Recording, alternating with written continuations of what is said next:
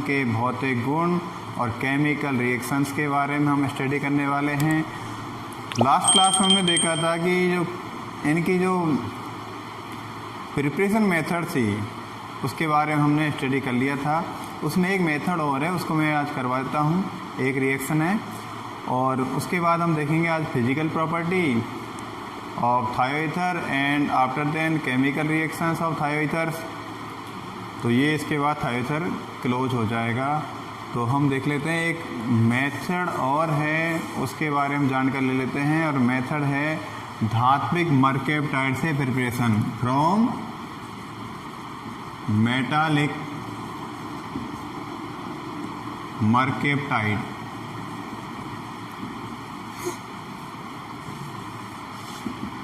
आप जानते हैं कि इन्हें मरकैप्टाइड बोला जाता है। क्यों बोला जाता है? क्योंकि मरकरी के साथ इजीली बॉन्डेड हो जाते हैं, इसलिए इन्हें मरकैप्टाइड बोला जाता है। तो मरकैप्टाइड, इसको हम इस तरह लिख सकते हैं C2H5S। उसके बाद दूसरा हम लेड मरकैप्टाइड देखें PbS C2H5। ये लेड मरकैप्टाइड तो किसके साथ करवा रहे हैं रिएक्शन? हमें चाहिए थायोईथर। थायोईथर हमें बनाना है तो रिएक्शन करवा देते हैं। रिएक्शन किसके साथ करवाएं बताओ? हमें तो बनाना है थायोईथर, तो रिएक्शन नहीं करवाएं, डीकम्पोजिशन करवाना है बस।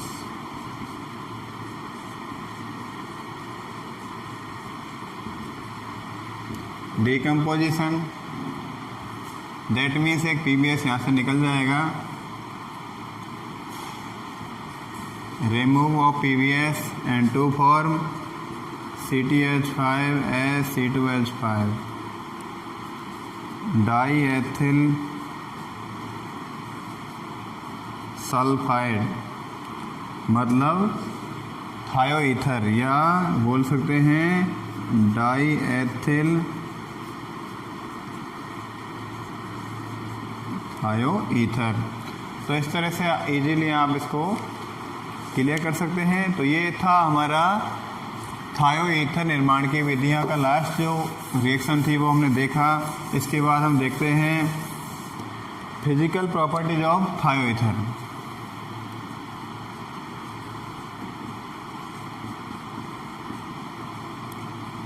Physical properties of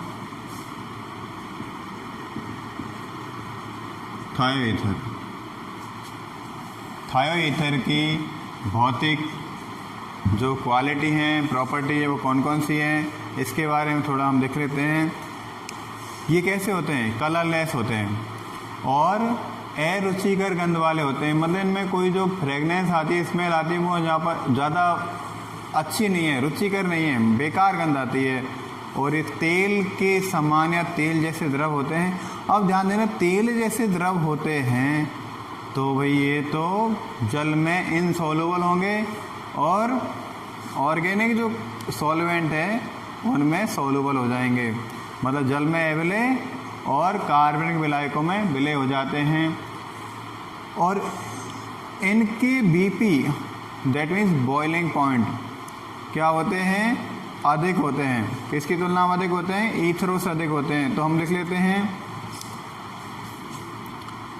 colourless.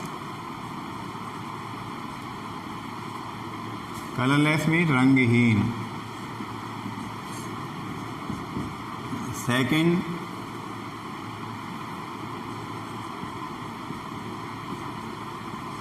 अरुचिकर गंध। तीसरा,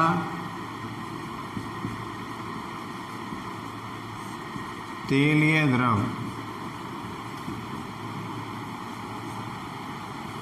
oily liquid.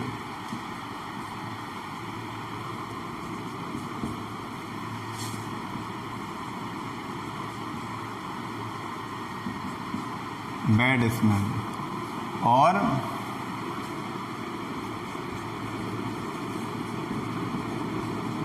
insoluble in water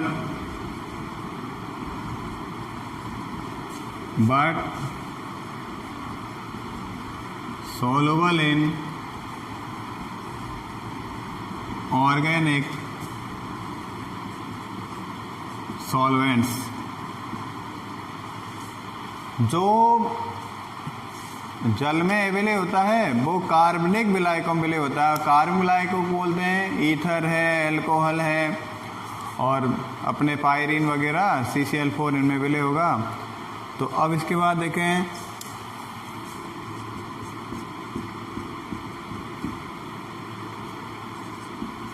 BP boiling point. Boiling point क्या है इसका? ईथरों की तुलना में अधिक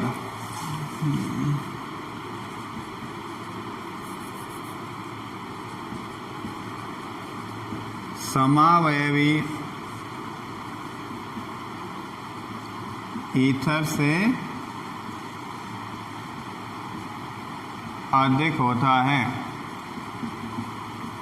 समावयवी ईथर से बॉइलिंग पॉइंट अधिक होता है और ये ईथरों से अधिक क्रियाशील होते हैं।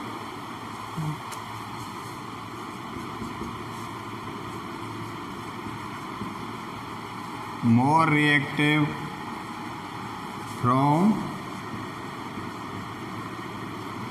ईथर्स। ईथरों से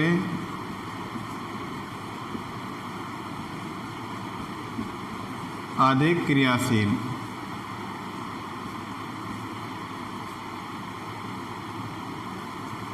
ईथरों से क्या होते हैं? अधिक क्रियाशील होते हैं। तो ये तो बात हमने की इनकी फिजिकल प्रॉपर्टी के बारे में, भौतिक गुणों के बारे में। अब देख लेते हैं chemical reaction of thioether. Clear हो ये? Chemical reaction of थायोईथर्स।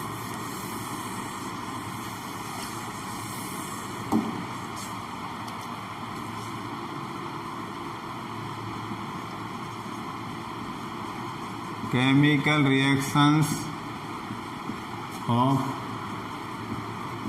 RSR, that means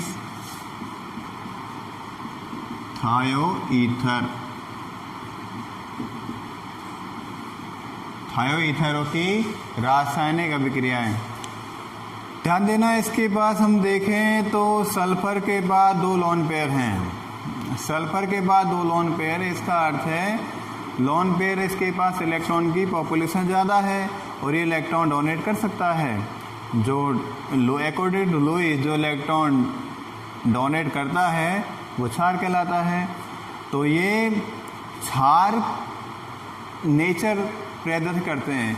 ये क्या करते हैं? इनकी जो नेचर है बेसिक नेचर होती है और ये रिएक्शन कर देते हैं एल्किल हैलाइड के साथ। तो ये साल्ट बना लेते हैं और ये सल्फोनियम साल्ट बना लेते हैं। और इसका मुख्य कारण S जो एटम है उसके पास d ऑर्बिटल जो वैकेंट होते हैं उनकी जो अवेलेबिलिटी है, उपलब्धता है, वो मोर रीजन है, बहुत बड़ा एक कारण है। तो पहली रिएक्शन देख लेते हैं, क्षारीय प्रवृत्ति या बेसिक नेचर। तो नंबर 1 बेसिक नेचर, क्षारीय प्रवृत्ति। क्षारीय प्रवृत्ति में देखें, ये एक लुईस क्षार है।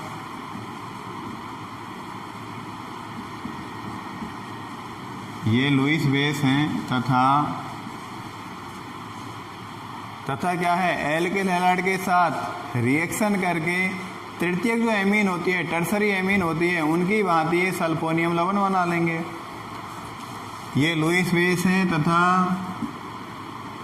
RX के साथ रिएक्शन कर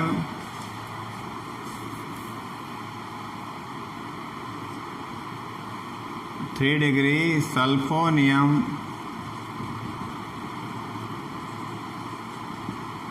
साल्ट बना लेते हैं। देखिए कैसे बनाएंगे, RSR, ठीक है भाई। Dialkyl sulphide react with Ri alkyl X लिख देता हूँ, चलो alkyl halide dialkyl sulphide react with alkyl halide। और गौर करने वाली बात यहाँ पर है, ये लोन पेयर हैं, ये ही इसको बेसिक नेचर के लिए तैयार करते हैं, रेडी करते हैं। इसके पास इलेक्ट्रॉन डेंसिटी ज़्यादा है सल्फर के पास, और जिसके पास इलेक्ट्रॉन ज़्यादा हैं वही तो देगा, चाहे इलेक्ट्रॉन हो, चाहे पैसा हो, चाहे कोई ज्ञान हो। ज़्यादा है तो दे सकता है, जिसके पास कम है वो लेता है, तो दाता है ये। तो देखिए यहाँ से लोन पेयर या लोन पेयर, तो क्या होगा RSR और R, डेट मीन्स यहाँ पॉजिटिव हो जाएगा। क्यों? सल्फर एक दूसरे R के साथ कुल मिलाकर यहाँ पर जो बनेगा ना, वो बनेगा कोऑर्डिनेशन बॉन्डिंग बनेगी, यहाँ पर कोऑर्डिनेशन बॉन्ड बनेगा। तो यहाँ पर पॉजिटिव हो जाएगा, ये सल्फर क्या हो जाएगा, पॉजिटिव। ऊपर लगा दिया मैंने यहाँ पर, चाहे यहाँ लगा दो चाहे यहाँ लगा दो। फिर R क्या करेगा, देखो R और X के बिटवीन जो बॉन्ड है उसमें X more electronegative from alkyl, alkyl की तुलना में X ज़्यादा इलेक्ट्रोनेगेटिव है। तो इसके कारण यहाँ पर जो इस बॉन्ड के जो इलेक्ट्रॉन्स हैं वो किसी तरफ मूव कर जाएंगे, हेलोजन की तरफ मूव कर जाएंगे। तो यहाँ पर इस एल्किल जो ग्रुप है इसके पास क्या हो जाएगा, ये इलेक्ट्रॉन डेंसिटी इसके पास कम हो जाएगी, तो इसके पास इलेक्ट्रॉनिक कमी हो जाएगी। तो इलेक्ट्रॉन ज़्यादा सल्फर के पास है, तो सल्फर बॉन्डिंग टू एल्किल, और इसमें दोनों ही इलेक्ट्रॉन किसके हो जाएंगे, सल्फर के हो जाएंगे। इसी कारण से यहाँ पर एक कोऑर्डिनेशन बॉन्डिंग होगी, और यहाँ पर सल्फर हो जाएगा पॉजिटिव, और सल्फर की जो वैलेंसी 2 से बढ़कर 3 हो जाएगी यहाँ पर, और सल्फर पर एक पॉजिटिव चार्ज, और X जो आ जाएगा वो हो जाएगा नेगेटिव चार्ज के रूप में। तो यहाँ पर ये कैसी स्थिति में हो गया, sulphur 3 degree, sulphur 3 degree condition में आ जाएगा। यहाँ पर कौन सी स्थिति में आ गया, सल्फर 3 डिग्री। क्लियर हुआ, 3 डिग्री क्यों, क्योंकि सल्फर 3 ग्रुप के साथ बॉन्डिंग करता है। इस समय 3 ग्रुप के साथ बॉन्डिंग कर रखा है, इसलिए सल्फर 3 डिग्री। जैसे टेर्सरी एमीन होती है ना, उस तरह से यहाँ पर ये हो रहा है, बन रहा है। तो यहाँ पर देखें ट्राई एल्किल सल्फोनियम, गौर करना है यहाँ पर ईएम IUM जो लगाया जाता है, IUM लगाया जाता है, वो बैलेंसी ज़्यादा हो जाए उसके लिए एक सफिक्स का यूज करते हैं IUM। तो यहाँ पर ट्राई एल्किल सल्फोनियम लगा दिया क्योंकि अब 3 एल्किल है, एक सल्फर है, सल्फोनियम, और इसके बाद में ये हेलोजन बोल रहा है, मेरा नाम लिखो तो हैलाइड, और टोटल करके क्या हो जाएगा, इसे एक साल्ट का नाम दे देंगे। तो यार साल्ट बना, कौन बना, ट्राई एल्किल सल्फोनियम हैलाइड साल्ट का निर्माण हुआ। और यहाँ पर हम देखने वाली बात यह है कि इसमें जो डाई एल्किल सल्फाइड जो थायोईथर है उसकी नेचर कैसी बनी, इसकी नेचर थी बेसिक नेचर, क्योंकि इसने इलेक्ट्रॉन डोनेट किए, किसके लिए किए, एल्किल हैलाइड के एल्किल के लिए इसने इलेक्ट्रॉन डोनेट कर दिए। अब R के स्थान पर आप C2H5 ले सकते हैं, और X के स्थान पर यहाँ पर जनरली आयोडीन का यूज किया जाएगा। अब इसके बाद हम देख लें सेकेंड रिएक्शन। सेकेंड रिएक्शन में देखें, सेकेंड रिएक्शन में हम देखें ऑक्सीडेशन रिएक्शन, ऑक्सीडेशन रिएक्शन। तो ऑक्सीडेशन में क्या होता है,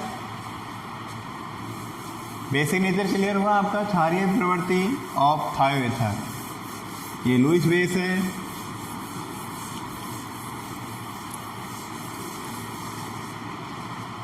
oxidation reaction of थायोईथर।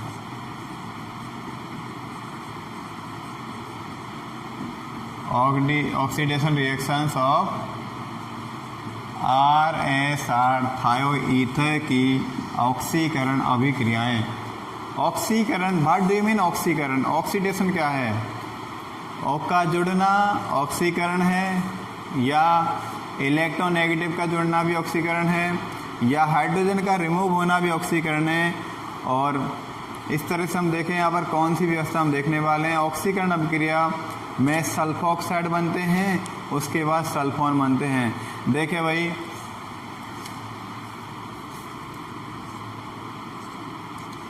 C2H5 C2H5 oxidation number 1 है, स्टेप फर्स्ट है। C2H5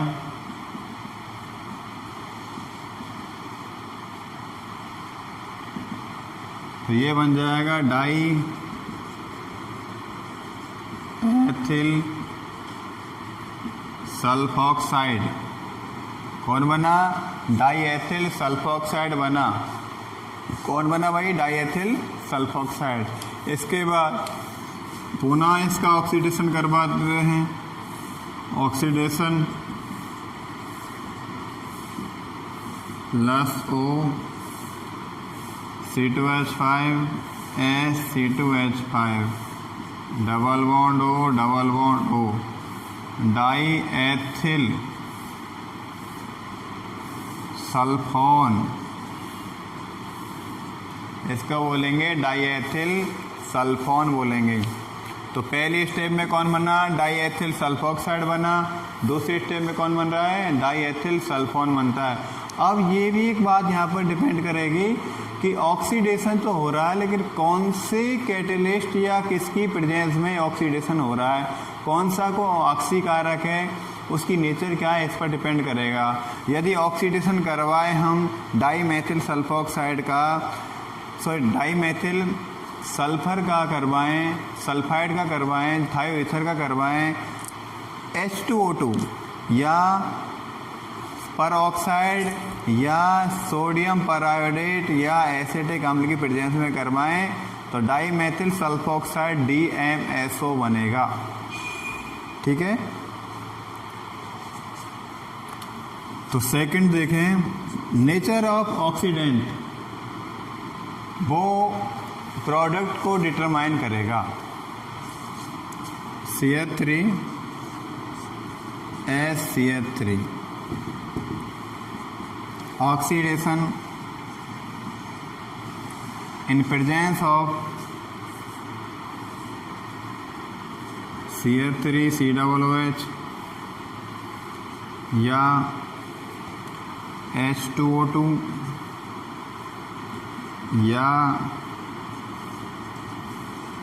HiO3 या NaIO4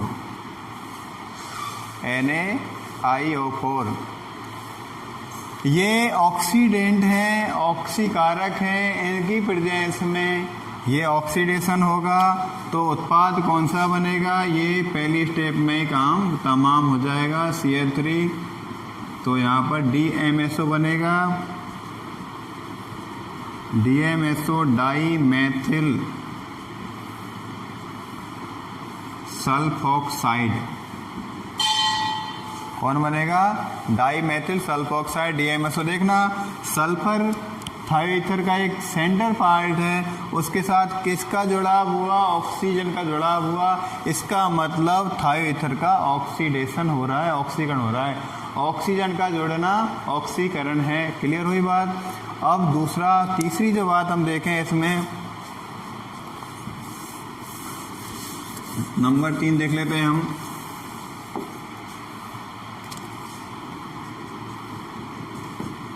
अब ऑक्सीडेशन हम करवाएं डाई एथिल सल्फोक्साइड का, KMnO4 या हाइड्रोजन परऑक्साइड या नाइट्रिक अम्ल की प्रेजेंस में करवाएं तो डाई एथिल सल्फोक्साइड बनेगा, डाई एथिल सल्फोन बनेगा और यहाँ पर ऑक्सीडेशन हो जाएगा। KMnO4 in presence of KMnO4 C2H5 C2H5 oxidation करवाएंगे किसकी प्रेजेंस में, KMnO4 या H2O2, KMnO4 या H2O2 की प्रेजेंस में करवाएंगे। और कौन हो रहे हैं यहाँ पर, नाइट्रिक एसिड HNO3। तो यहाँ पर देखना सल्फर की जो टोटल कंडीशन है, दोनों लोन पेयर यहाँ पर ऑक्सीजन के साथ बॉन्डिंग कर लेंगे और डाई एथिल सल्फोन मतलब DES, डाई एथिल सल्फोन यहाँ पर बनेगा। और क्या हो रहा है यहाँ पर, ऑक्सीडेशन, और यहाँ पर भी ऑक्सीडेशन, ऑक्सीडेशन हुआ भाई। तो ये तो बात हमने की ऑक्सीकरण अभिक्रियाओं की। अब अगली जो चर्चा करते हैं हम वो करते हैं भाई योगात्मक अभिक्रिया, addition reactions of thioether. Clear हुआ भाई, एडिशन रिएक्शन देख लेते हैं। एडिशन रिएक्शन में क्या होता है, योग होता है और हेलोजन के साथ अभिक्रिया कर लेंगे और योगात्मक उत्पाद यहाँ पर बनेगा। ठीक है, तो पहले देख लेते हैं ब्रोमीन के साथ अभिक्रिया। एडिशन रिएक्शन में ब्रोमीन के साथ अभिक्रिया, तो ऑक्सीडेशन खत्म हुआ। अब एडिशन रिएक्शन के बारे में बात कर रहे हैं।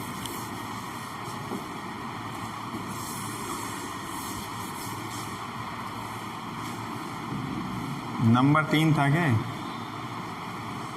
जो भी है, addition reactions.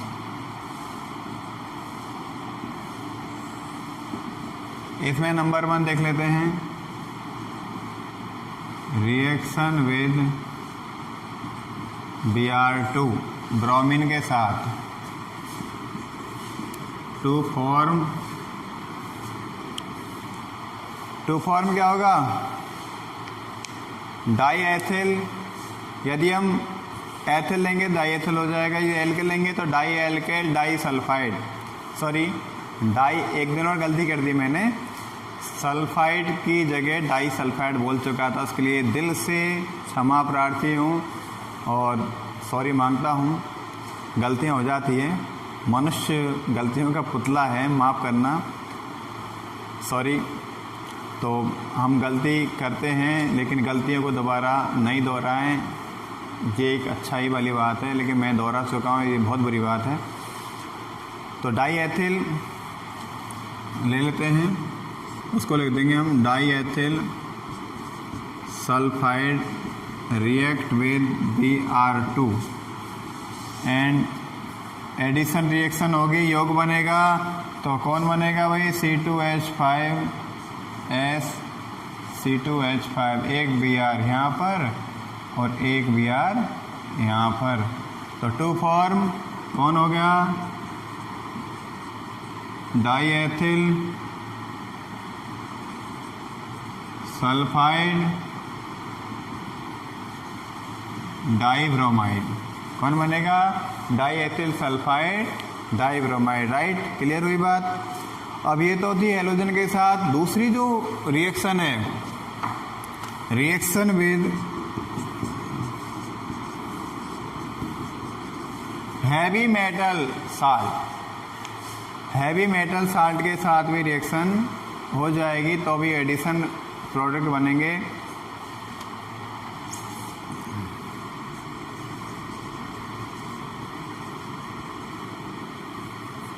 Heavy metal salt,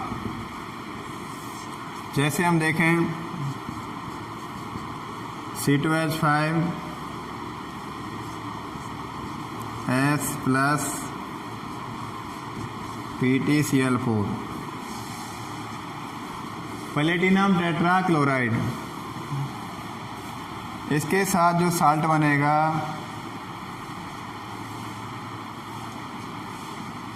C2H5 whole twice S, दो ले लेते हैं यहाँ पर PtCl4,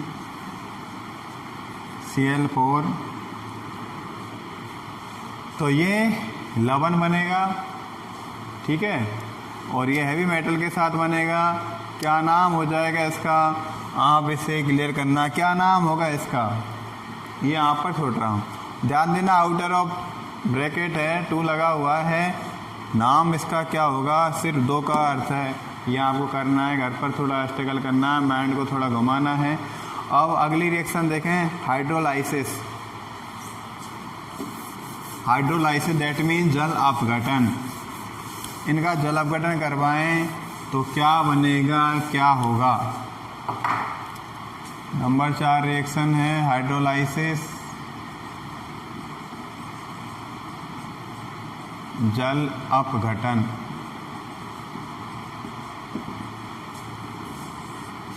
जल अपघटन, जल अपघटन में क्या होगा, किसके साथ रिएक्शन करवाएं, किसके साथ जल अपघटन होगा इसका, वो देखें हम।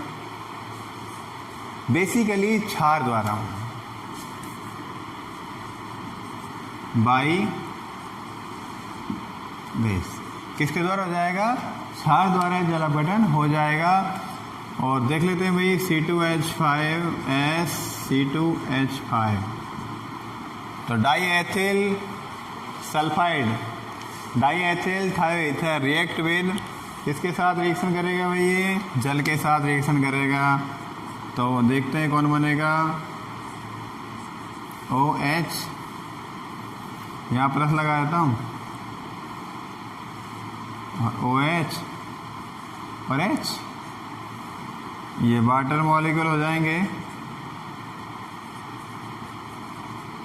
और ये थायोईथर, ये है थायो ईथर। करवा दें हाइड्रोलाइसिस।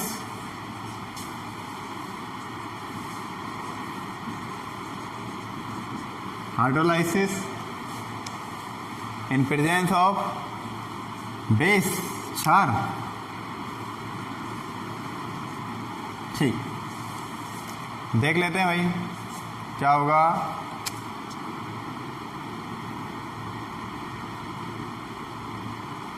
इस तरह से ये हाइड्रोलाइसिस हो जाएगा। ये C2H5 रेस का बॉन्ड ब्रेक हो जाएगा, और ये S और 2 हाइड्रोजन 1 सल्फर। आप ध्यान देना, सल्फर के कितने बॉन्ड टूट रहे हैं, सल्फर के 2 बॉन्ड टूट रहे हैं, एक तो इधर वाला, एक इधर वाला। तो सल्फर के 2 बॉन्ड टूट रहे हैं, तो 2 बॉन्ड पुराने टूटे और 2 बॉन्ड नए बने। दैट मीन्स एक रिएक्शन यहाँ पर कंप्लीट हो जाएगी, और इसको लिख देंगे SHH या H2S। कौन सी गैस निकली यहाँ से, H2S। एक्स्ट्रा प्रोडक्ट मैं लिख चुका हूँ। कौन कौन लोग बच रहे हैं भाई यहाँ पर, C2H5 और इसके साथ कौन है, OH। इधर भी क्या है, C2H5 OH, एक इधर वाला एक इधर वाला, कितने हो गए, how many number of alcohol, 2। तो ये एथेनॉल, कौन बना, ethanol. By base and 2 form alkanol, that means alcohol. कौन बनाए, एथेनॉल बना। Thioether, hydrolysis by base and 2 form ethanol. Clear हुई बात। अब हम अगली रिएक्शन देखें, डीसल्फ्यूरेशन मतलब बीसल्फरीकरण। अगली रिएक्शन कौन है, बीसल्फरीकरण। बीसल्फरीकरण एक नाम है, बाकी में हाइड्रोजनीकरण रिएक्शन है, हाइड्रोजेनेसिस रिएक्शन है, और इसमें सल्फर का रिमूव हो जाएगा। नंबर 5 डीसल्फ्यूरेशन। एक तरह से रिडक्शन है, और इन प्रेजेंस ऑफ राने निकल, राने बाहर निकल मतलब निकल की प्रेजेंस होता है। राने निकल मतलब निकल के small pieces, small particles of निकल, आल्सो नोन है राने निकल। तो राने निकल यूज्ड टू हाइड्रोजेनेसिस। तो यहाँ पर देखें C2H5S C2H5 प्लस क्या जुड़ेगा, हाइड्रोजन हाइड्रोजन जोड़ देते हैं हम, इसका प्रेजेंस कर रहे हैं H2 प्लस, ध्यान देना H2 को मैंने इस तरह लिख दिया, और ये राने निकल जाए वही आतम, और ये हाइड्रोजन क्या करेगी, ये हाइड्रोजन इससे क्या ले जाएगी भाई, सल्फर जो बड़ा बदमाश व्यक्ति था ये निकल नहीं रहा है, इसको निकालने के लिए क्या प्रयोग किया गया, हाइड्रोजन लाई गई, और हाइड्रोजन लाई गई और इस सल्फर को ले गई किसके रूप में, H2S के रूप में, और कौन बना यहाँ पर H2S, कौन बचा इधर, इधर कौन बचा भाई, इधर जो बचा है